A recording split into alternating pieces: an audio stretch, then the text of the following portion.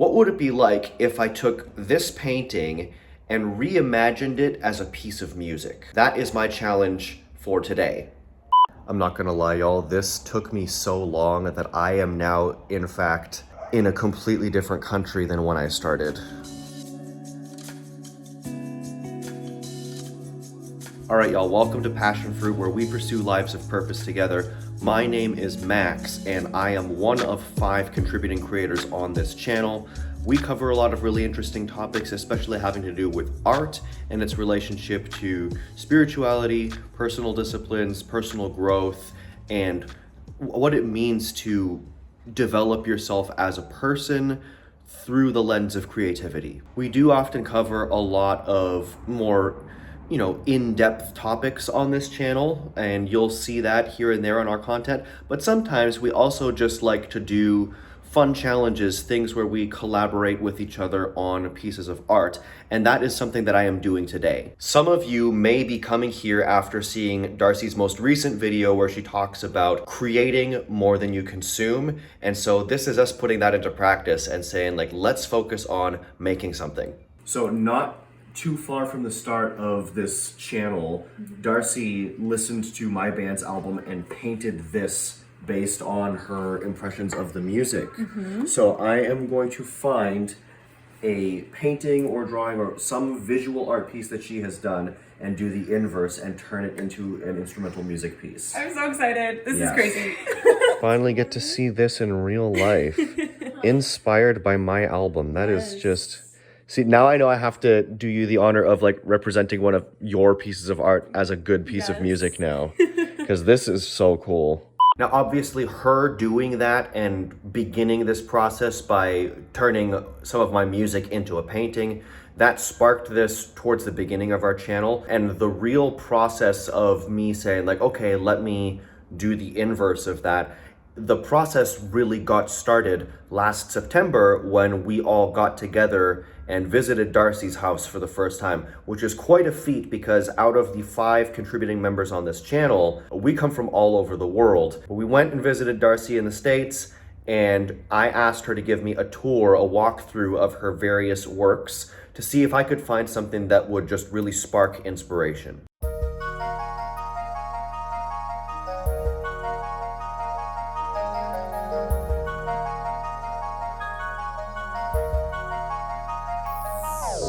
I think we found the piece that may... Can I get it out? Yeah, can you get it out is the question. Oh my gosh, I don't want your other things to fall. This is the artist, this is true artistry, is everything being in shambles. And if you're watching this, buy my pieces so I can clean this up. Yes, please take these things away from her.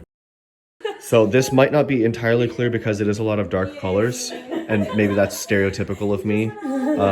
But wow, look at this thing. I can't wait to turn that into music. Yay, I'm excited. I can already tell kind of what it's gonna sound like too. So Cool. Instantaneous inspiration. Awesome.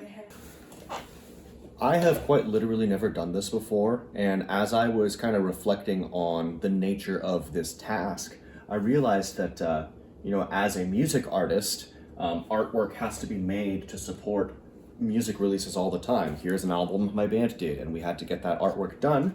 I really like how it turned out.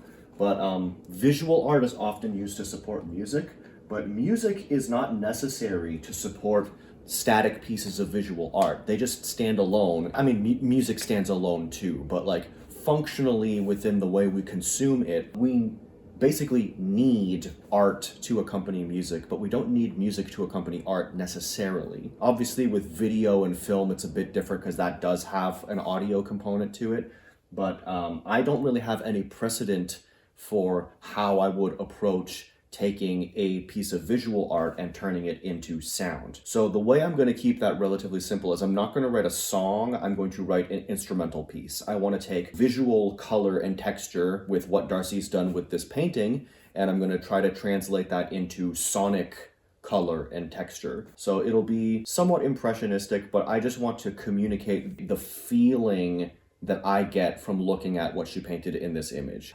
First thing I'm going to do is take a look at the video clips I took during our trip of the painting. Earlier this year, I had an art residency, and during that time I was very much thinking of like expressing spirituality through art and expressing that, or exploring that through making art. And at the same time, I was also very fascinated by trees. So this is kind of really just almost an experiment piece. It's like one of the first pieces within that body of work, trying to figure out how to like make more of a piece in the moment that is like fueled by kind of inspiration of the moment, and yet taps into something that is hard to describe. So it is hard to describe what I'm trying to do here, but very tree inspired and very like kind of like thinking of spiritual and a spiritual element to it. Yeah, that's remarkable. I really like what I'm seeing here. Awesome. Yeah. I want to use electronic textures like soft synth pads to kind of recreate that palette of the black background. And then from there, I want to use some synthesized sounds, but especially guitar sounds, with some really kind of like angular and like sharp disjointed sound effects to create the sense of like the sprawling branches of a tree. When I look at the picture, there's not a lot of movement because it's obviously, you know, it's either a dead tree or a tree in like winter. There's no leaves on it, it's just bark. If I try to imagine what movement might look like if this piece were to come alive in time, because, you know, a static image doesn't really move through time the way that music occupies time.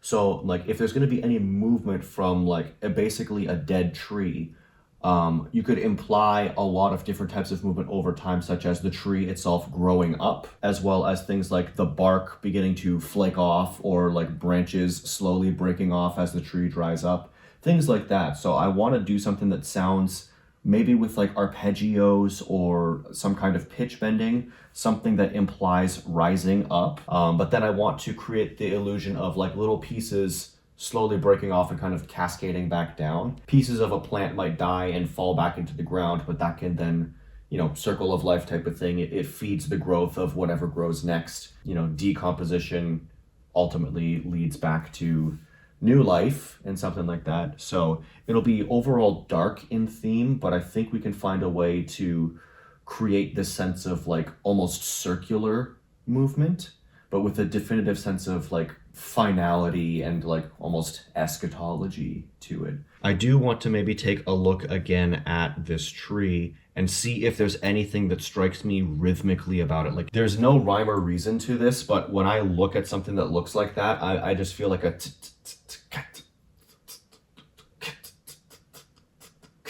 somewhere along that kind of tempo feels really intuitive to me. Like, and there's no science to it. There's nothing about that that inherently means that. I do too much stuff in B minor and A minor. Like, well, I don't want to do all white keys, but being able to play with the open low string on the guitar would actually do a lot.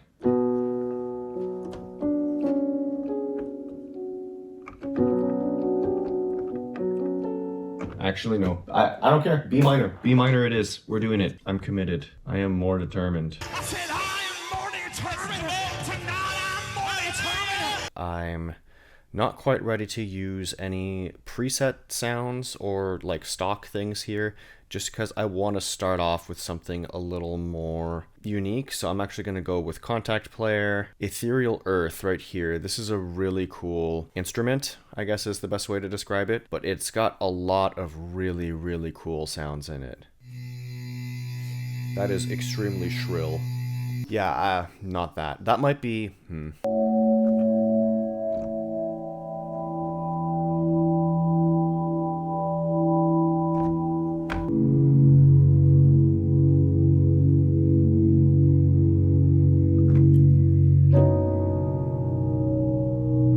I'm gonna go with my gut on that and say, like, since that's the first thing I came up with, we're gonna do something with it.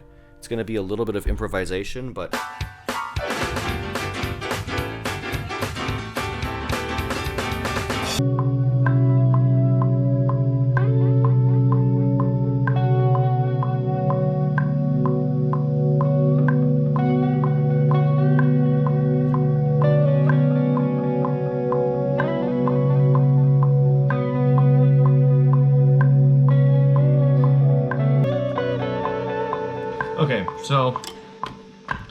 first reaction to myself on that front is that it was very undisciplined and very unstructured. There's cool sounds in there, but both things are improvised right now.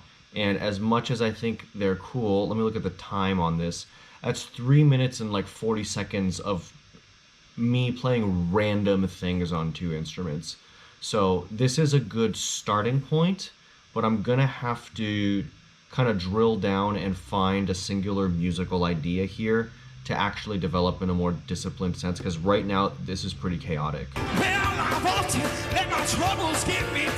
So it is a completely different day. I'm back at it working on this piece, and it's been a little while since my first attempt at this, and I've been doing a lot of thinking about why my process felt so random, and I came to the conclusion that I was focusing way too much on the tones and the texture of the music and not enough on the matter, the substance of the music itself, the notes, and coming up with actual melodies and musical ideas.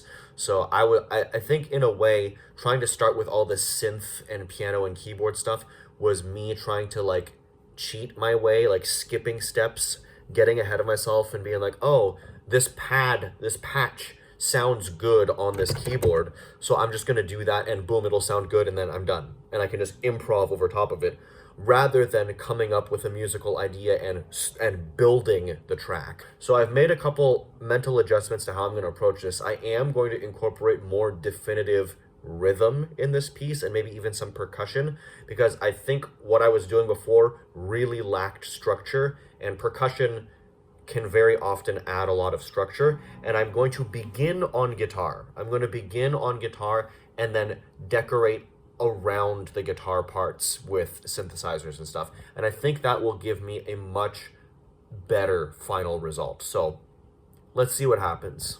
Over the last couple of weeks, I've found myself in my head telling myself like, oh, it's not good enough. I don't like it. I don't like where it's going. And I think it's honestly just underdeveloped. So I was out for a walk, and while I was walking the dog, I listened to some like really crazy jazz fusion stuff. That really put me in the headspace to just experiment a bit. Since this does have a bit of a darker tone to it, draw on the Hirajoshi scale from Japanese music. So roughly speaking, that is this scale. So I tried to use that with some keyboard effects, as well as actually like a sample of a Japanese koto. And it's definitely actually added some texture in here that was much needed. So now I'm feeling a bit more like this has an identity. But yeah, this is actually taking shape.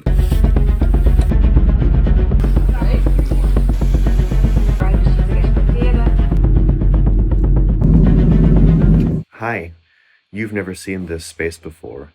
And the reason for that is that this is a new space, and between the time of the last footage I shot for this video and now, me and him went through 2 to 3 weeks of some of the most difficult times I've ever had in my life, and certainly one of the most difficult things that Mr. Boy over here has ever been through. We're good now. We're chilling now. As you can see, we're chilling now.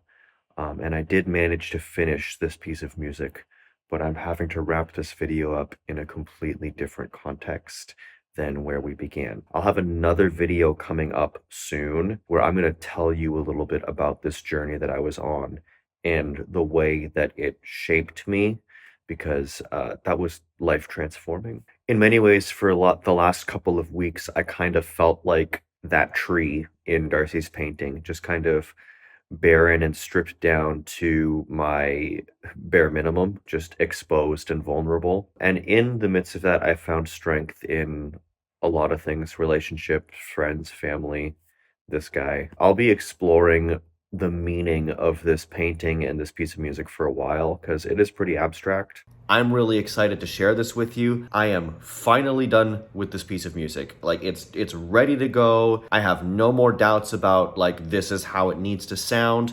There are a few things that I could have changed, but I think the imperfections in some parts of my performance, they add to the natural nature of the piece of music. So I'm dead set on this one now. I'm absolutely dead set on this, and I'm really, really eager for y'all to hear it. I had debated whether or not I would come up with my own title for this, but I was like, let's make this cohesive. And I asked Darcie, does the painting itself already have a title? And it does. The title of the painting, and therefore also the music to go with it, is Tennessee Ghost, which I think is pretty cool. I don't know what it means to me yet. I'm still mulling that over. Hopefully it can mean something to each of you. And without any further ado, I just want to get into the music. So here is Tennessee Ghost.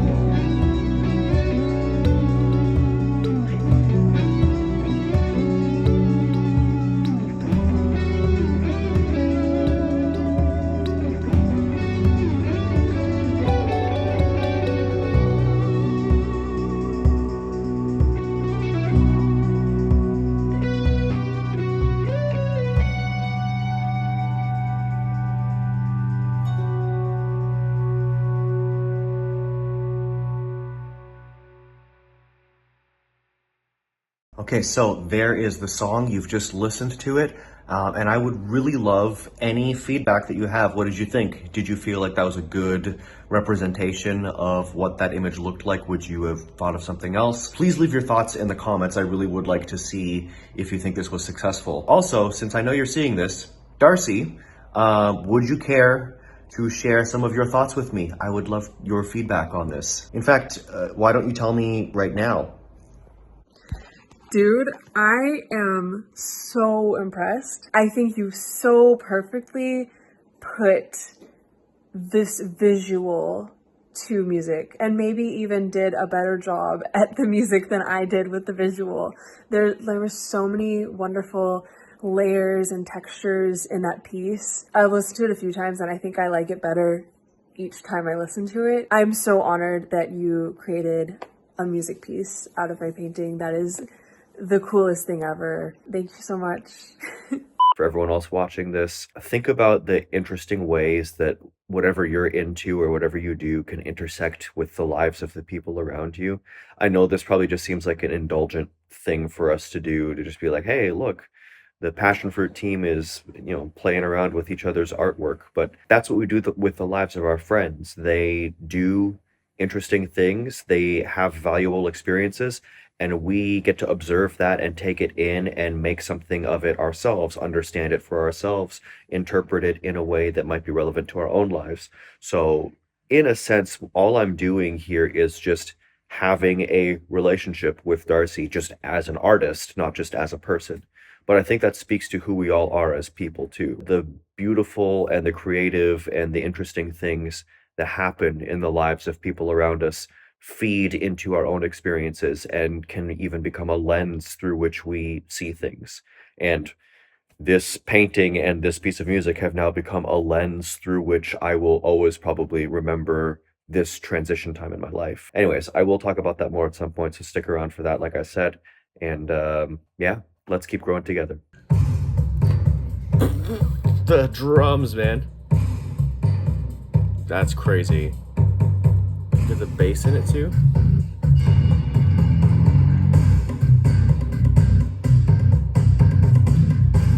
This is way crazier than I thought it was gonna be.